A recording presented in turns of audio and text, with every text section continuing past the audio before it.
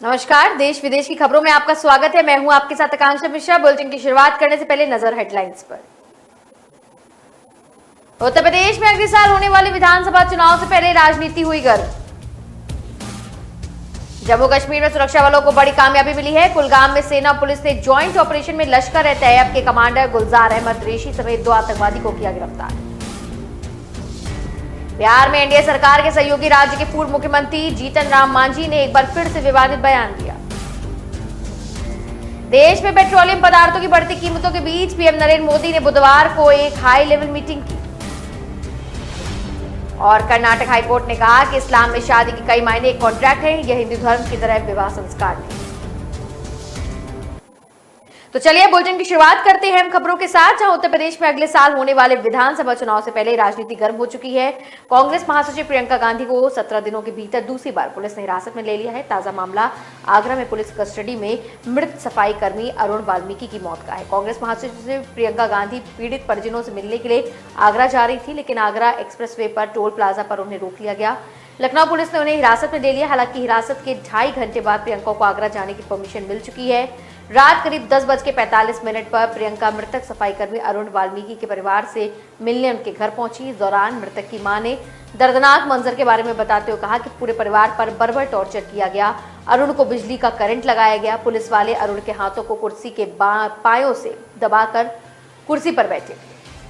तकरीबन 40 के आसपास पुलिस ने वाल्मीकियों को टॉर्चर किया है। प्रियंका ने भी मीडिया से मुखातिब हुई हैं। इस दौरान उन्होंने कहा कि 2 सालों से मैं यहाँ काम कर रही हूँ। एक के बाद एक मैंने ये देखा है कि यूपी में गरीबों, दलितों, किसानों और महिलाओं के लिए न्याय का कोई नॉमिनेशन नहीं है।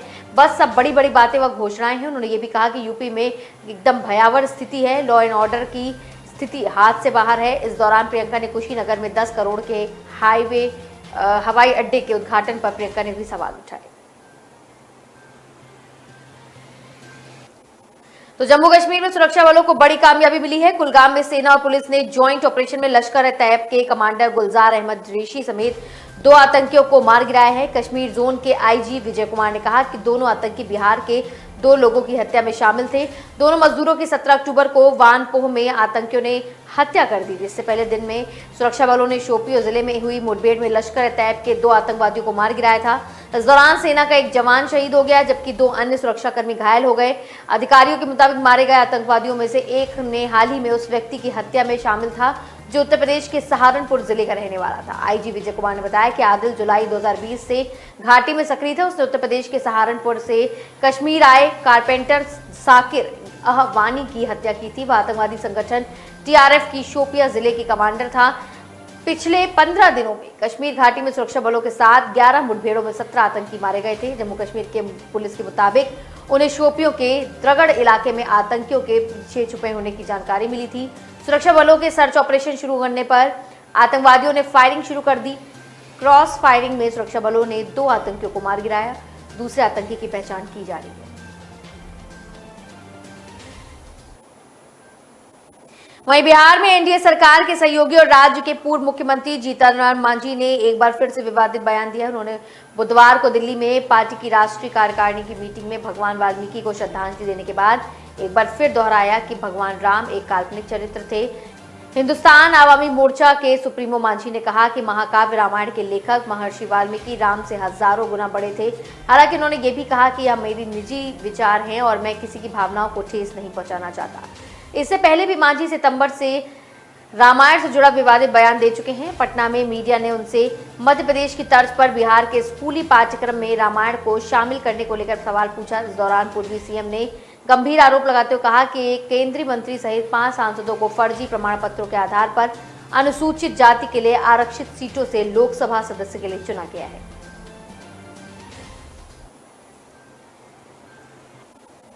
तो वहीं देश में पेट्रोलियम पदार्थों की बढ़ती कीमतों के बीच पीएम नरेंद्र मोदी ने बुधवार को एक हाई लेवल मीटिंग की है। वीडियो कॉन्फ्रेंसिंग के जरिए हुई इस मीटिंग में दुनिया भर की तेल कंपनियों के सीईओ और एक्सपर्ट्स शामिल हुए। बैठक में प्रधानमंत्री ने पिछले 7 साल में तेल और गैस क्षेत्र में सुधारों पर चर्चा की। इसमें लाइसेंस नीति, gas marketing, coal bed methane पर नीतियां, कोयला गैसीकरण और भारतीय गैस एक्सचेंज के हालिया सुधार पर बातचीत हुई। बता दें कि ये बैठक 2016 में शुरू की गई थी, जो हर साल होती है।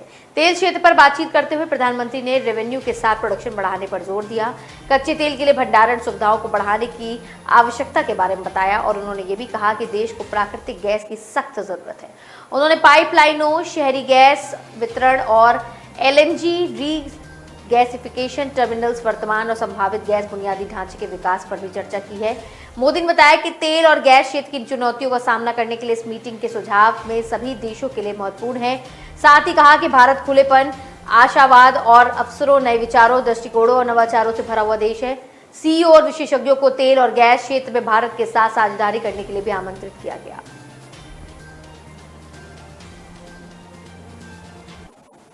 कर्नाटक हाईकोर्ट ने कहा है कि इस्लाम में शादी कई मायने में कॉन्ट्रैक्ट है। यह हिंदू धर्म की तरह विवाह संस्कार नहीं है।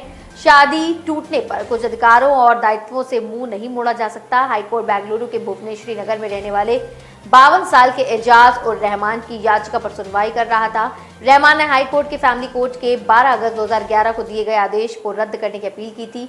रहमान ने 25 नवंबर 1951 में शादी के कुछ महीनों बाद 5000 रुपए की मेहर पर पत्नी सायरा बानो को 3 तलाक दे दिया था। कुछ दिनों बाद ही रहमान ने दूसरी महिला से शादी की और एक बच्चे का पिता भी बन गया। सायरा ने 24 अगस्त 2002 को भरण पोषण के लिए हट जाने की मांग करते हुए केस दायर किया था। फैमिली कोर्ट ने रहमान को हर महीने सायरा को भरण पोषण के 3000 रुपए देने का आदेश दिया। कोर्ट ने कहा था कि सायरा हर महीने पैसे पाने की हकदार है। उसकी दोबारा शादी होने की या मौत हो जाने पर यह तय रकम मिलनी चाहिए।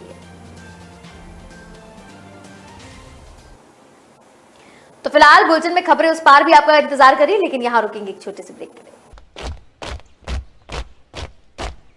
पापा हो या मम्मा हो, पापा हो या मम्मा हो, या मम्मा की अम्मा हो, या मम्मा की अम्मा हो, सबको हम सिखाएंगे, सबको हम सिखाएंगे, बिजली हम बचाएंगे, बिजली हम बचाएंगे। बत्ती पंखा गीजर हो, बत्ती पंखा गीजर हो, एसी हो या हीटर हो, एसी हो या हीटर हो, कभी न चालू छोड़ेंगे, कभी न चालू छोड़ेंगे। नेबर हो या टीचर हो, नेबर हो या टीचर हो, अकल से और मेहनत से, अकल से और मेहनत से, और पूरी हिम्मत से, और पूरी हिम्मत से, सबको हम सिखाएंगे, सबको हम सिखाएंगे, बिजली हम बचाएंगे, बिजली हम बचाएंगे, बिजली हम बचाएंगे। बिजली हम जवानों, बचाएंगे। जहाँ बिजली वेस्ट हो रही है वहीं अपनी बैटलफील्ड है, तो बिजली बचाओ, देश बनाओ। ब्रेक के बाद आपका फिर से स्वागत है। भारत ने पूर्वी लद्दाख और उत्तराखंड के बाद अब अरुणाचल प्रदेश के तवांग से लगने वाली सीमा पर मोर्चेबंदी शुरू कर दी है। चीन की हरकतों को देखते हुए भारत ने वास्तविक नियंत्रण रेखा एलएसी के नजदीक 40 किलोमीटर की दूरी तक मार करने वाली अल्ट्रा लाइट M777 हाथी तोपों को तैयार किया है। ये तैनाती स्वीडन के बोफोर्स तोपों के अतिरिक्त आधुनिक L70 विमोनभेक्षी तोपों के अलावा की गई है। चीन ने अरुणाचल प्रदेश में लाइन ऑफ एक्चुअल कंट्रोल पर सेना की तैनाती और कंस्ट्रक्शन गतिविधियां तेज कर दी हैं। बॉर्डर के पास चीन ऐसे गांव बना रहा है जो सैन्य गतिविधियों के लिए भी इस्तेमाल किया जा सकता है। भारत भी चीन की इन हरकतों को ध्यान में रखते हुए अपनी स्ट्रैटेजी बना रहा है। ये जानकारी Eastern Army commander lieutenant general Manoj Pande ने दी है। जनरल पांडे ने बताया कि पिछले कुछ दिनों में चीन की मिलिट्री एक्सरसाइज की तेजी और समय में इजाफा हुआ है। ऐसे में भारतीय सेना किसी भी स्थिति से निपटने के लिए तैयार है और इसके लिए बहुत उच्च स्तर की तैयारी है। उन्होंने जानकारी दी कि सेना के आधुनिकीकरण के लिए इंटीग्रेटेड बैटल ग्रुप की मंजूरी दी जा चुकी है। ये ग्रुप तेजी से और ज्यादा असरदार तरीके से आगे बढ़ने में सक्षम है। इसमें सैनिक, तोप, air defence, tank, logistic unit शामिल है। इससे चीन और पाकिस्तान सीमा पर भारतीय सेना की युद्ध क्षमताओं में इजाफा होगा।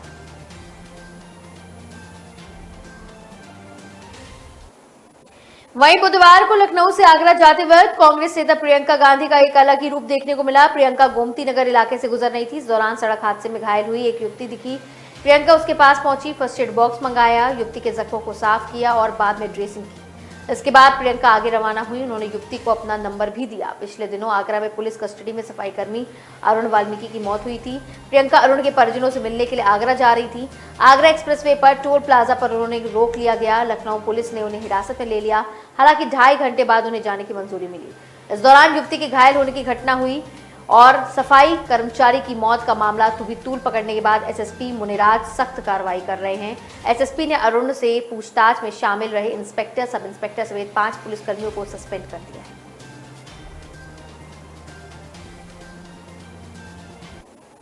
कश्मीर मसले पर पाकिस्तान को मुस्लिम देशों का साथ मिलता नहीं दिख रहा। प्रधानमंत्री इमरान खान के कई बार अपील करने के बाद ऑर्गेनाइजेशन ऑफ इस्लामिक कॉर्पोरेशन ने कश्मीर मुद्दे पर बयानबाजी नहीं की है। उन्हें इस मुद्दे पर यूएई, बांग्लादेश सहित ज्यादातर मुस्लिम देशों के साथ नहीं मिल रहा है। अब दुबई ने भारत के पक्ष में एक फैसला लेकर पाकिस्तान को बड़ा झटका दिया है। आर्टिकल 370 हटने के करीब 2 साल बाद दुबई ने कश्मीर में निवेश करने का फैसला लिया। जम्मू कश्मीर प्रशासन और दुबई के बीच इंफ्रास्ट्रक्चर के निर्माण को लेकर कई समझौते हुए हैं। तकरार के बाद अब कश्मीर में आईटी टावर, औद्योगिक पार्क, लॉजिस्टिक टावर के साथ ही मेडिकल कॉलेज और अस्पताल भी बनाया जाएगा।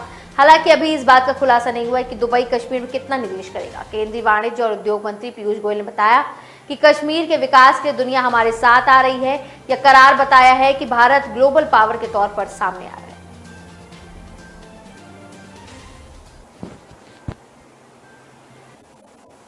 तो उपचुनाव में एकजुटता दिखाने के लिए कांग्रेस के दावों के सप्ताह भर बाद ही चाकसू में अंबेडकर की मूर्ति में लोकार्पण समारोह अंदरूनी खींचातान फिर देखने को मिल रहा है। सचिन पायलट समर्थक विधायक के अंबेडकर मूर्ति के लोकार्पण समारोह में सीएम अशोक गहलोत और कांग्रेस प्रदेश अध्यक्ष गोविंद सिंह डोटासरा के बुलावे के बावजूद नहीं गए। सचिन पायलट ने कार्यक्रम में तंज भी कसे। इस कार्यक्रम के लिए सीएम गहलोत और प्रदेशाध्यक्ष डोटासरा को बुलाया गया था, लेकिन दोनों नेता नहीं पहुंचे। पायलट ने कहा कि अंबेडकर साहब की मूर्ति के लिए लोकार्पण के लिए कुछ दिन पहले विधायक वेद प्रकाश सोलंकी सहित आयोजन से जुड़े लोग आए थे। उस वक्त मैंने सीएम अशोक गहलोत, कांग्रेस प्रदेशाध्यक्ष गोविंद सिंह डोटासरा सहित सबको न्योता देने को कहा था। सबको न्योता दिया भी गया, वे किसी कारणवश नहीं आ सके। मैं जानता हूं दलितों की भलाई के लिए सरकार और पार्टी में सब पूरी मेहनत से लगे हुए हैं। सचिन पायलट ने सरकार पर तंज भी कसा। पिछले दिनों चाकसू में सचिन पायलट के पिता और कांग्रेस के दिग्गज नेता रहे दिवंगत राजेश पायलट की मूर्ति गुपचुप लगाने और इस विवाद को लेकर सरकार पर इशारों में तंज भी कसा गया।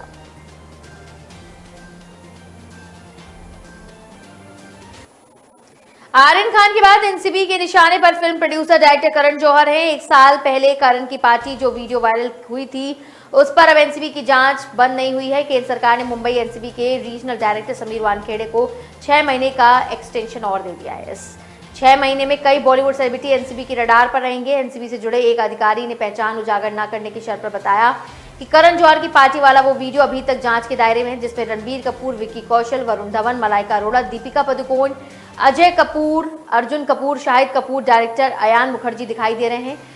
वीडियो 28 जुलाई 2019 का बताया जा रहा है। इस वीडियो को खुद करण जौहर ने सोशल मीडिया पर शेयर किया, जिसके बाद से आरोप लगे थे कि इस पार्टी में सेलेब्स ड्रग्स ले रहे थे। हालांकि करण जौहर खुद भी ये कह चुके कि पार्टी में किसी ने ड्रग्स नहीं लिया था। पहले एक जांच के बाद वीडियो में कुछ आपत्तिजनक नहीं पाया गया था। ये जांच तब की गई थी जब सुशांत सिंह राजपूत की मौत के बाद ड्रग्स एंगल पर जांच शुरू हुई थी।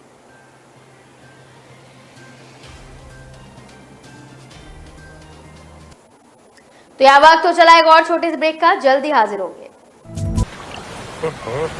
हम जब छोटे थे ना, हजारों कछुए आते थे इस बीच पर। हाँ, मैंने भी देखे हैं।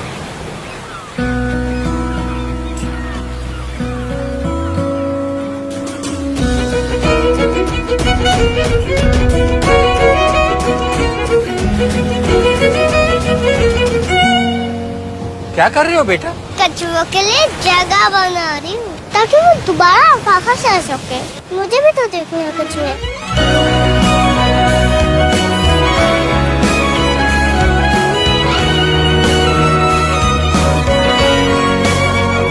अगर कल को बदलना है तो पहले खुद को बदलना पड़ेगा। सर्फ एक्सेल में हमने भी की है एक शुरुआत खुद को बदलने की। Surf Excel Matic liquid 100% eco friendly actives के साथ मुश्किल दाग निकाले और पर्यावरण का भी रखें ख्याल। तो चलिए ब्रेक के बाद एक बार फिर से करेंगे बुलेटिन की शुरुआत, जहां भोपाल में 9 साल का एक मासूम आरुष लखेरा जानलेवा बीमारी ड्यूचेन मस्कुलर डिस्फिशियंसी से जूझ रहा है। उसका जन्म सामान्य हुआ, वह आम बच्चों की तरह चलता था, मस्ती में झूमता। उसकी मस्ती देखकर घर के लोग भी झूम उठते थे, लेकिन आज वह खुद खड़ा तक नहीं हो सकता।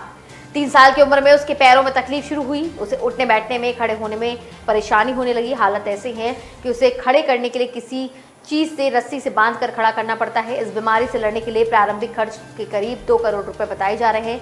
आरुष के पिता धर्मेंद्र लखेरा बताते हैं कि जब से उन्हें इसकी बीमारी के बारे में पता चला तब से वे इसका इलाज करा रहे हैं। जयपुर के डॉक्टर्स ने भी इसका इलाज किया। इसके अलावा भोपाल में हर रोज 3 से 4 घंटे तक आरुष की फिजियोथेरेपी भी की जाती है। धर्मेंद्र कहते हैं कि बीमारी का इलाज के लिए अब तक कई लोग आर्थिक मदद भी कर चुके हैं। धर्मेंद्र बताते हैं कि आरुष 4 से 5 साल की उम्र तक तो चल सकता था, मस्ती भी करता था, लेकिन फिर पैर में तकलीफ होने लगी। 2020 तक वह अपने पैर पर खड़ा हो जाता था, लेकिन कोरोना में पहले लॉकडाउन में उसकी फिजियोथेरेपी बंद हो गई। उसके बाद ही कमर के नीचे का हिस्सा पूरी तरह काम करना बंद कर दिया। अभी वह 9 साल का है। उसे खड़ा करने के लिए या तो पकड़ने के लिए या फिर किसी चीज का सहारा लेने की जरूरत पड़ जाती है।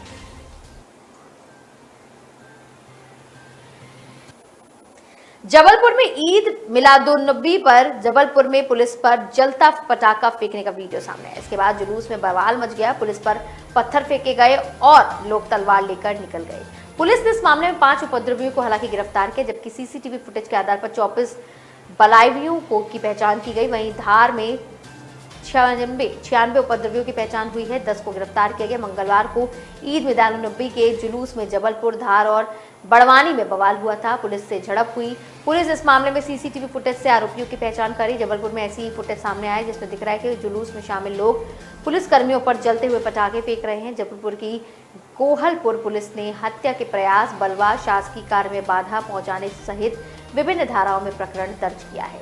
गोहलपुर टीआई अरविंद चौबे ने बताया कि मौलानीगंज ने जुलूस की शक्ल में निकली भीड़ को मछली मार्केट होकर सुबह शाह मैदान की ओर जाना था, लेकिन भीड़ ने सराफा की ओर बढ़ने का प्रयास किया।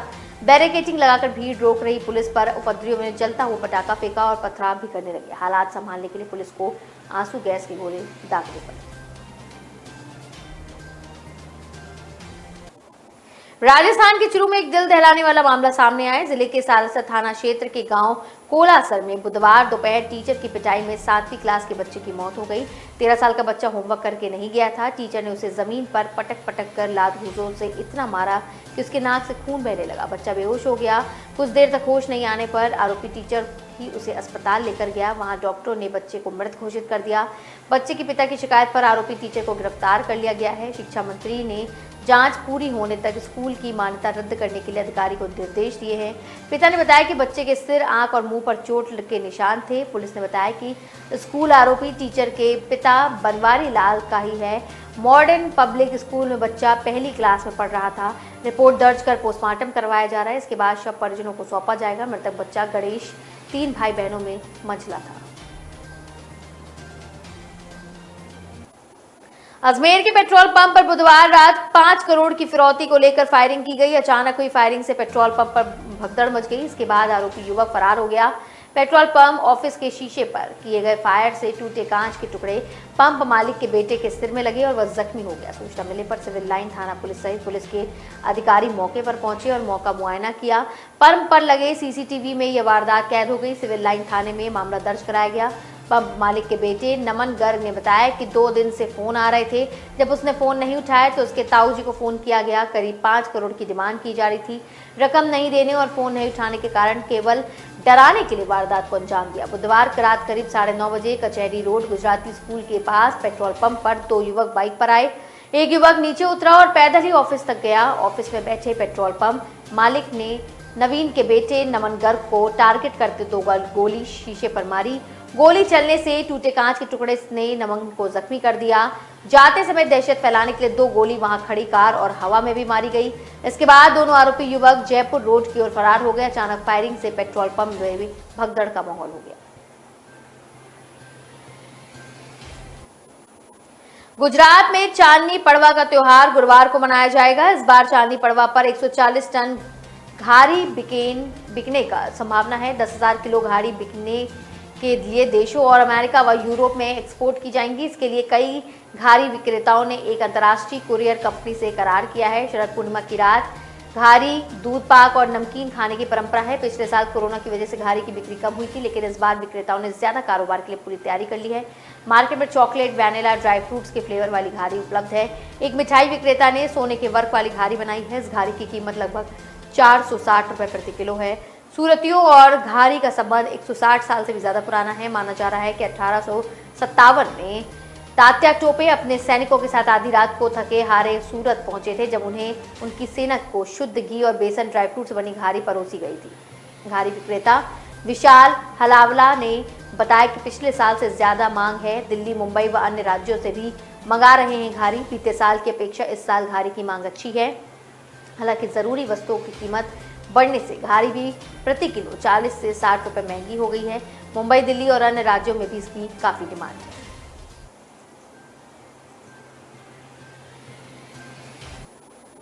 तो फिलहाल देश विदेश की खबरों में अभी के लिए मेरे साथ इतना ही, लेकिन बाकी खबरों के लिए आप देखते रहें की न्यूज़ नेशन।